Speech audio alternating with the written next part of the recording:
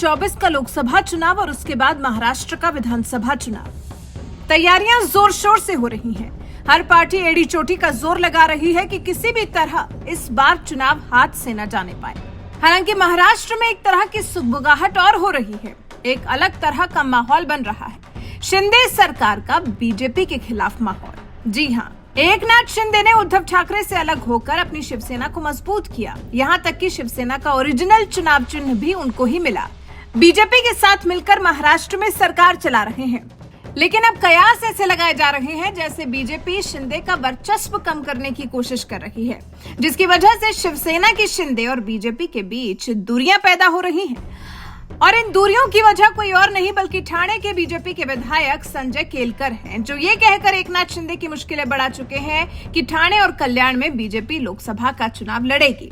अब केलकर के इस बयान से शिंदे की शिवसेना का माथा ठनक गया है और अब महाराष्ट्र में लग रहा है जैसे लोकसभा चुनाव से पहले एक और सियासी ड्रामा देखने को मिल सकता है। एकनाथ शिंदे गुट और बीजेपी के बीच में लोकल स्तर पर खींचतान और तनाव बढ़ना लगभग तय माना जा रहा है। केलकर का यह बयान अहम भी है क्योंकि प्रदेश बीजेपी के आला नेताओं की मौजूदगी में उन्होंने ये बयान दिया है, जिसका किसी ने भी विरोध नहीं किया। संजय केलकर ने साफ कहा कि मोदी लहर की वजह से हमारे कई सहयोगी साल 2014 और उसके बाद साल 2019 में चुनाव जीते हैं। यहाँ बीजेपी ने इतना अच्छा ग्राउंड वर्क किया है और लोगों से कनेक्शन स्थापित किया है, जिसकी वजह से बीजेपी के अलावा यहाँ कोई और पार्टी चुनाव नहीं जीत सकती। फिर केलकर ने यह भी कहा, रामभाव महलगी और राम कापसे के जमाने से ठाणे पालघर पर बीजेपी का कब्जा रहा है। फिर शिवसेना के लोग इन सीटों पर दावा कैसे कर सकते हैं? इन सीटों पर दावा करने वाली शिवसेना को लग रहा है कि पीएम मोदी दोबारा जीत दिलवाएंगे। ये उनकी गलतफहमी है। बीजेपी के जमीनी कार्यकर्ता प्रधानमंत्री नरेंद्र मोदी को फिर से जीत दिलाने के लिए कमर कस चुके हैं और बीजेपी का कार्यकर्ता मोदी सरकार का एक एक काम आम जन तक पहुंचाने में जुटा हुआ है। हालांकि अच्छी बात है कि संजय केलकर के इस बयान को शिंदे खेमे ने गंभीरता से नहीं लिया। एकनाथ शिंदे खेमे के नेता हरीश महस्के का कहना है, संजय केलकर के बयान को गंभीरता से नहीं लेते। सबसे अहम बात है कि मुख्यमंत्री एकनाथ शिंदे और उप मुख्यमंत्री देवेंद्र फडणवीस एक साथ हैं। मतलब शिंदे गुट अभी तो अपने लिए माहौल अनुकूल ही लेकर चल रहा है, लेकिन ये ऐसा मुद्दा है जिसे पूरी तरह से नजरअंदाज भी तो नहीं किया जा सकता। ठाणे जिले को महाराष्ट्र के मुख्यमंत्री एकनाथ शिंदे का गढ़ माना जाता है।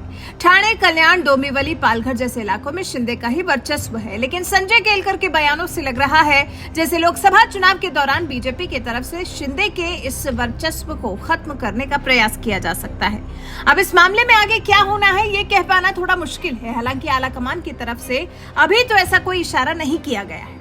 बीजेपी और शिंदे गुट मिलकर अभी तो अच्छी तरह से महाराष्ट्र में सरकार चला रहे हैं, लेकिन ये जो चिंगारी भड़काने का काम बीजेपी विधायक संजय केलकर ने किया है, देखते हैं इसकी आग कहां तक पहुंचती है। हालांकि इसके अलावा भी कई और वजह हैं जिसकी वजह से बीजेपी और शिंदे गुट में तकरार हो चुकी है। क्या है शिंदे और बीजेपी के बीच विवाद की वजह? बीजेपी मंडल अध्यक्ष और पदाधिकारी नंदू जोशी के खिलाफ छेड़छाड़ का मामला। ठाणे जिले के डोंबिवली पूर्व के मानपाड़ा थाने में नंदू जोशी के खिलाफ मामला दर्ज किया गया था, जिस पर बीजेपी के कार्यकर्ता आक्रामक हो गए थे। बीजेपी कार्यकर्ताओं ने मोर्चा खोल दिया था और थाने के वरिष्ठ पुलिस निरीक्षक के तबादले की मांग कर डाली थी।